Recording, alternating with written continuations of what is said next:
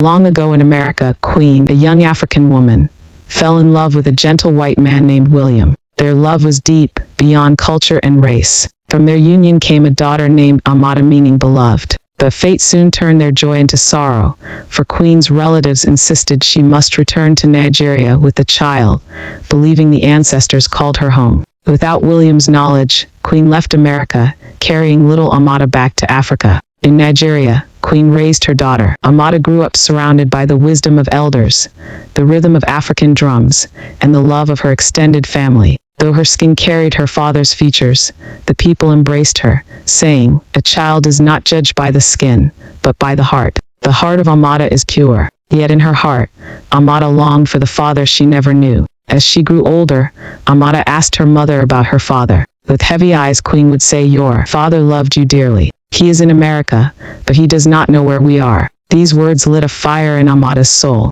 She promised herself that one day, no matter the cost, she would cross the ocean to find him. When Amada became of age, she worked tirelessly, saving every coin she could. She sold goods in the market, helped neighbors, and gathered blessings from the elders, who prayed, "The spirits of the ancestors will guide you across the waters." At last, Amada embarked on a journey to America, the land of her birth, but also a land unknown. She stepped into a world of new roads, new sounds, and new people, her heart focused on one mission: to find her father. After days of searching, Amada finally stood at the door of a quiet house. When the door opened, an older man with weary eyes and graying hair looked at her. In that instant, blood recognized blood. "Father," she whispered. Tears filled William's eyes as he embraced her, crying with joy. After many years apart, father and daughter were reunited, proving that love never forgets. The elders who heard Amada's tale said, "No ocean is too wide, no distance too great,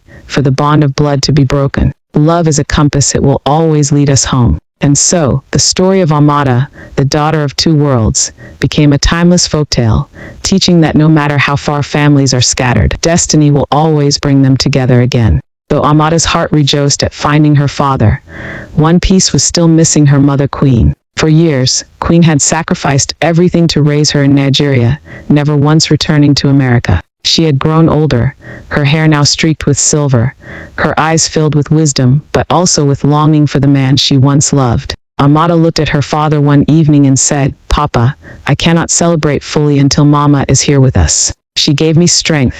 She carried me when you were far. It is time she shares in this joy." With her father's blessing, Amada worked and saved once more. This time, she gathered enough to bring her mother across the ocean. When the day came, Queen boarded a plane. Her heart raced as she thought of William, the man she had left behind so many years ago. At the airport, when she finally stepped out, her eyes met William's. For a moment, time stood still. The years melted away, and the love they once shared returned like the rising sun. Tears flowed freely as they embraced, their daughter standing proudly between them. Father, mother, and child divided by fate, yet reunited by love. The people who heard their story would say, "When destiny delays, it is only to make the reunion sweeter. What is bound by love may bend, but it can never be broken." After their reunion in America, Amada looked at her parents and said with a bright smile, "Mama, Papa, our story began in two worlds, but it must be sealed in the land of our ancestors.